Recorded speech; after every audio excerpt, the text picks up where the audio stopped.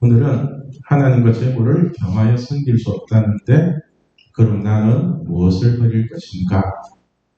하나님과 재물을 겸하여 섬길 수 없다는데 그럼 나는 무엇을 버릴 것인가? 라는 주제로 하나님의 마음을 알아가도록 하겠습니다. 대통령의 계엄과 탄핵으로 나라가 많이 혼란스럽고 어지럽습니다. 사업을 하시는 분들은 장사가 안 된다고 난리고 정치권은 서로가 다시 정권을 잡겠다고 서로 책임 공방만 하면서 난리를 치고 있습니다. 우리가 이런 시국을 볼 때마다 들리는 소리가 있거든요. 하나님 잘 믿는 사람이 대통령이 되어서 이 나라를 다스려주면 좋겠다는 얘기가 여기저기서 들립니다. 요셉과 같은 인물이 필요하다고 하면서.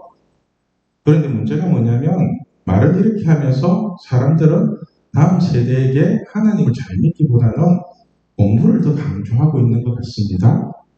제가 능히 말씀을 드리지만 요셉이 하버드 대학교 정치외교학과를 나와서 애굽의 총리가 된 게 아니거든요.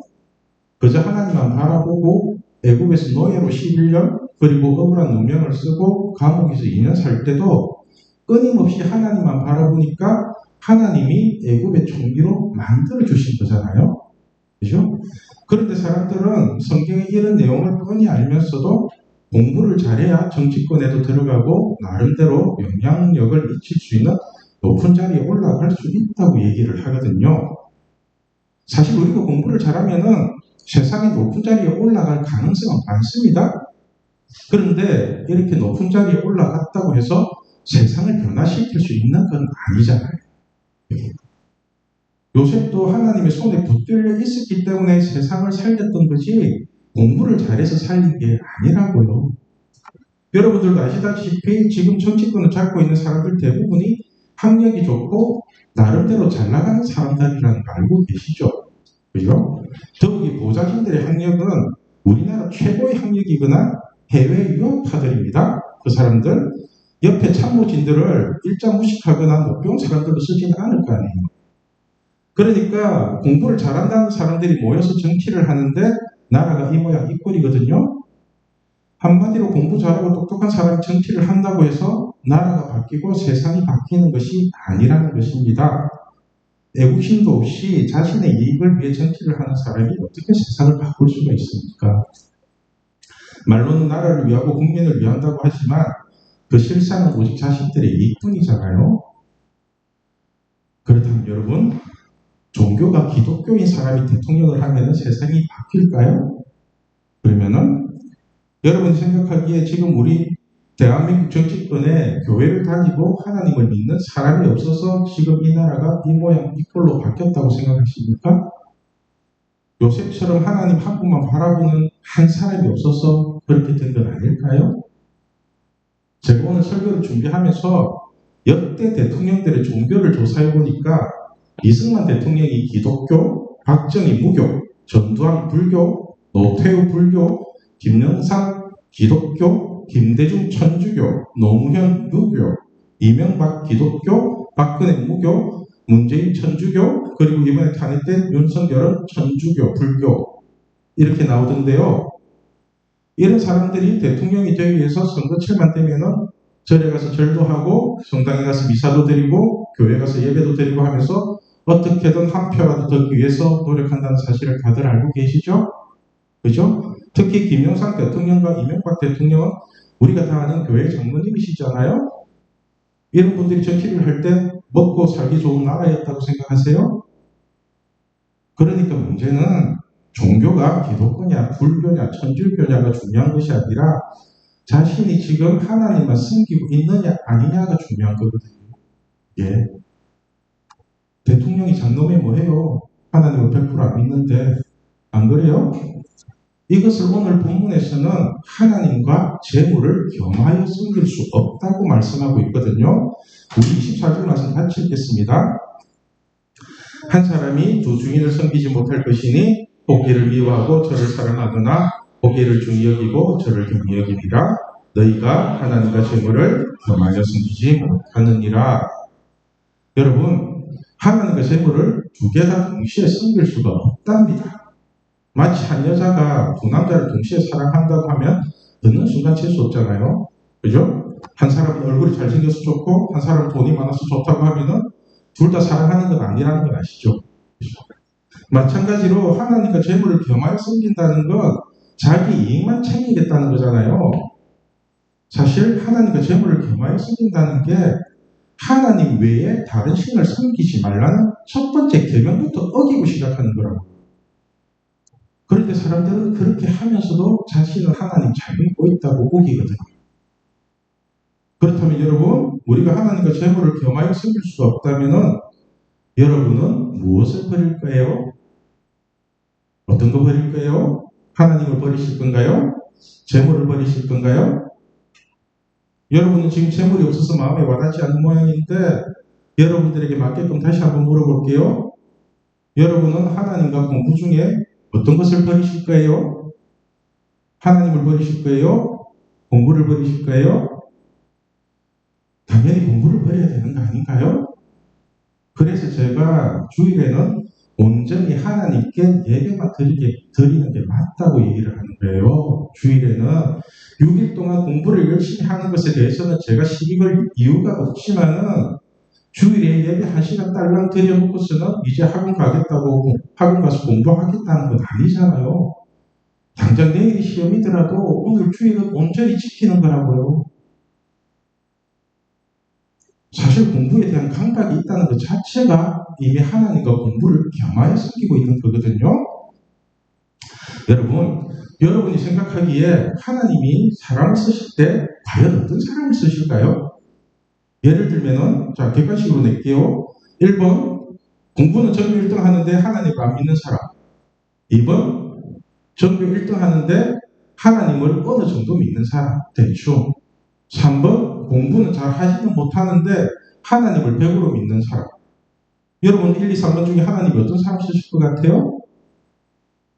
이렇게 물어보면 꼭 하는 말이 전교 1등 하면서 하나님을 100으로 믿는 사람을 덜 먹이는데 이런 사람 없습니다. 이런 사람 공부를 1등 하는데 하나님을 뭐하러 믿어요? 자기 힘으로 열심히 노력해서 다 이루고 사는 사람인데 그런 사람 하나님 안 믿어요. 자기 힘으로 되는 게 없으니까 하나님을 의지하는 거라고요. 사실 사도 바울도 공부를 열심히 할 때는 예수님을 철저하게 핍박하는 사람이었지 예수님을 잘 믿는 사람 아니었습니다. 그래서 사도 바울이 진짜로 예수님을 만나고 난 뒤에는 이때까지 공부했던 세상 모든 지식이 배설물이라고까지 얘기를 하잖아요. 우리 빌립보서 3장 8절 말씀 같이 읽겠습니다. 또한 모든 것을 해로 여김은 내 주 그리스도 예수를 아는 지식이 가장 고상하기 때문이라 내가 그를 위하여 모든 것을 잃어버리고 배설물로 여김은 그리스도를 얻고. 그러니까 사도 바울은 그리스도 한 분을 얻기 위해서 모든 율법과 이론적인 지식들을 다 배설물처럼 버렸다는 거잖아요. 그리고 9절 말씀을 이해하기 쉽도록 현대인의 성경을 읽으면 그분과 완전히 하나가 되기 위한 것입니다. 예수님과 하나가 되기 위해서 다 버렸대요. 이제 나는 율법을 지켜서 내 스스로 의롭게 된 것이 아니라 그리스도를 믿음으로 의롭게 되었습니다. 이 의는 어디까지나 믿음에 근거한 것이며 하나님이 주신 것입니다. 그러니까 예수님과 완전히 하나가 되기 위해서 모든 것을 다 버린 사도 바울이 깨달은 것이 뭐냐면은 공부 열심히 하고 율법 잘 지킨다고 해서 믿음이 좋아지는 게 아니라는 거예요. 그게 왜냐하면 믿음이라는 것은 사람의 힘으로 생기는 것이 아니라 하나님을 100으로 믿기 위해서 그 갈망을 할 때 그때 하나님이 채워주시는 거거든요. 사람한테도 그렇잖아요. 도와주세요 하면은 가진 사람이 도와주게 돼 있다고요. 하나님한테도. 그래서 제가 여러분들에게 하나님 잘 믿고 싶어 하는 마음만 가지고 있으라고. 그 마음만 가지고 있으라고. 그러면 하나님이 그 마음에 반드시 믿음을 채워주시거든요. 그런데 여러분들은 공부 잘하고 싶다는 마음은 가지고 있는데 하나님을 잘 믿고 싶다는 마음은 거의 없는 것 같거든요. 거의. 그래서 교회를 오기는 오는데 하나님을 잘 믿고 싶다는 마음도 없이 그냥 어쩔 수 없이 오는 것 같습니다. 이게 하나님과 공부를 겸하여 섬기는 거거든요. 그런데 여러분, 믿음의 비밀을 깨달은 사도 바울이 어떻게 산 줄 아세요? 어떻게? 오직 십자가만 붙잡고 살았대요. 십자가만. 빌립보서 3장 10절, 11절, 12절 말씀 우리 같이 읽겠습니다. 내가 그리스도와 그 부활의 권능과 그 고난의 참여함을 알고자 하여 그의 죽으심을 본받아 어떻게 해서든지 죽은 자 가운데서 부활에 이르리라 하노니 내가 이미 얻었다 함도 아니요 온전히 이루었다 함도 아니라 오직 내가 그리스도 예수께 잡힌 바 된 그것을 잡으려고 달려가는가. 이렇게 예수님을 만난 사도 바울은 학문을 더 깊이 연구한 것이 아니라 오직 십자가만 붙들고 살았거든요. 십자가 하나만. 그래서 오직 내가 그리스도 예수께 잡힌 바 된 그 십자가만 붙들고 산다고 얘기하잖아요. 그런데 학자들은 이런 사도 바울이 공부를 많이 해서 성경을 많이 적었다고 말도 안 되는 소리를 하고 있습니다.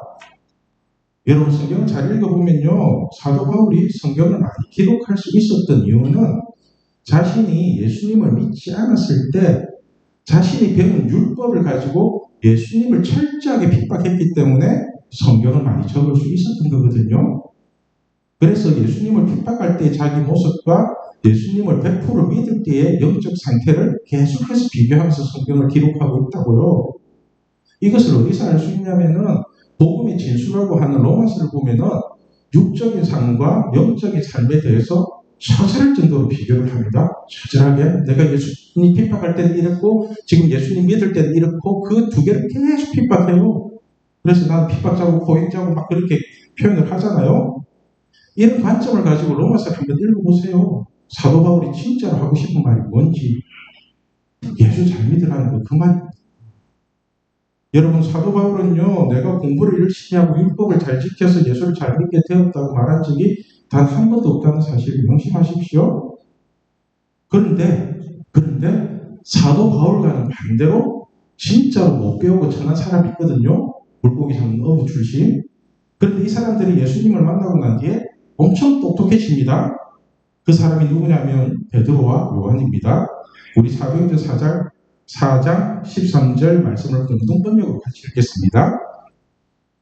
그들은 베드로와 요한이 본래 배운 것이 없는 천한 사람인 줄 알았는데 이렇게 자신 있게 말하는 것을 보고 깜짝 놀랐다.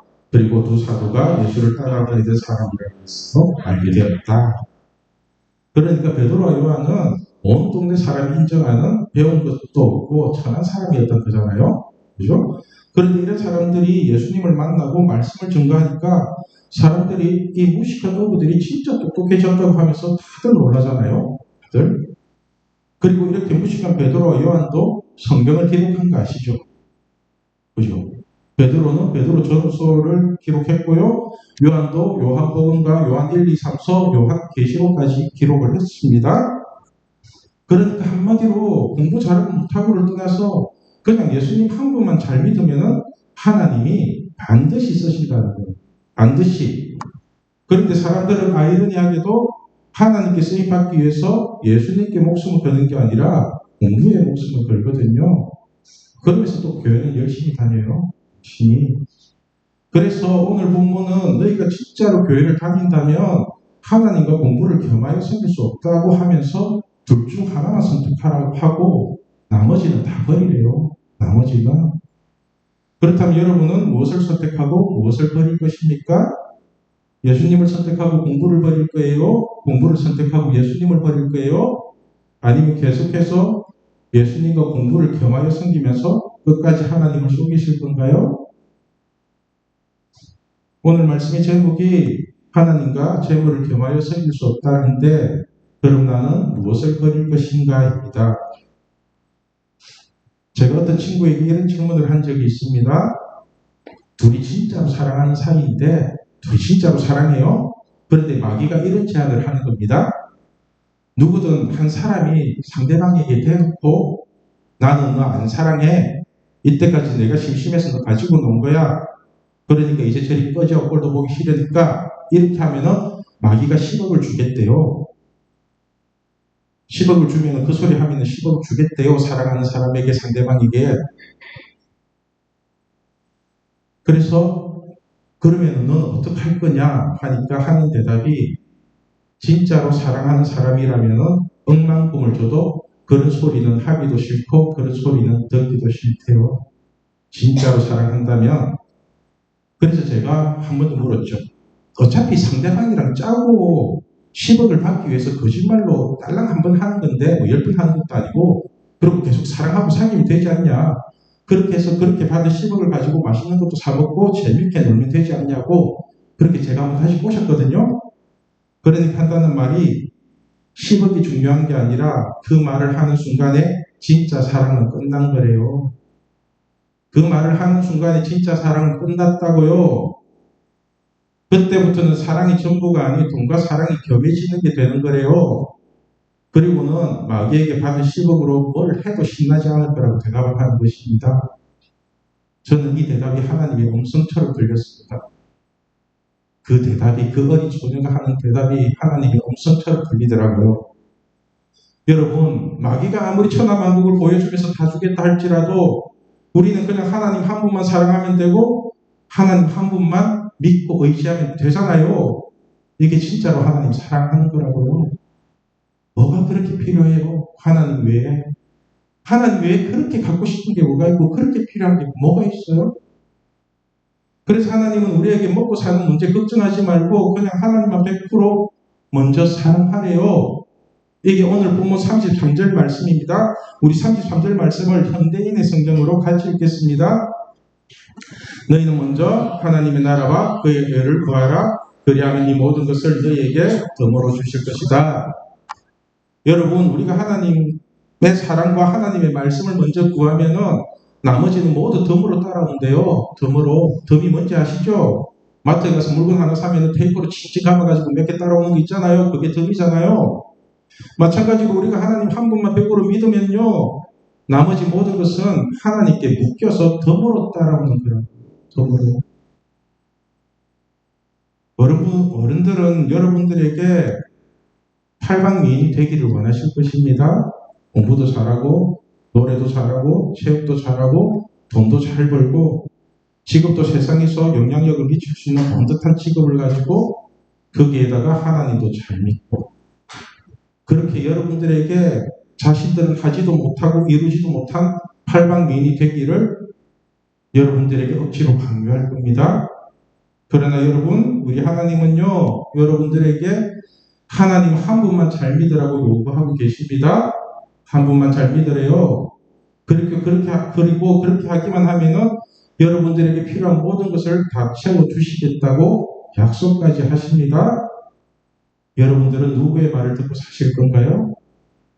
사람들의 말을 듣고 사실 건가요? 하나님의 말씀을 듣고 사실 건가요? 하나님은 우리에게 하나님과 재물을 겸하여 섬길 수 없다고 말씀하시고 하나님과 공부를 겸하여 섬길 수 없다고 말씀하시고 하나님 외에 그 어떤 것도 겸하여 섬길 수 없다고 말씀하고 계십니다. 그리고 먼저 하나님만 100% 믿으면은 나머지는 그냥 반드시 주시겠다고 이 약속까지 하고 계십니다. 그러니까 이 약속의 말씀을 믿으세요. 이 하나님의 말씀을 믿으세요. 저는 우리 신앙교 중고등부가 세상에 물든 사람들의 말을 듣는 것이 아니라 오직 하나님 한 분만 사랑하고 하나님의 말씀만 듣고 사는 그렇게 진짜로 하나님을 믿고 따르는 진실한 하나님의 자녀들이 되길 소망합니다. 기도하겠습니다.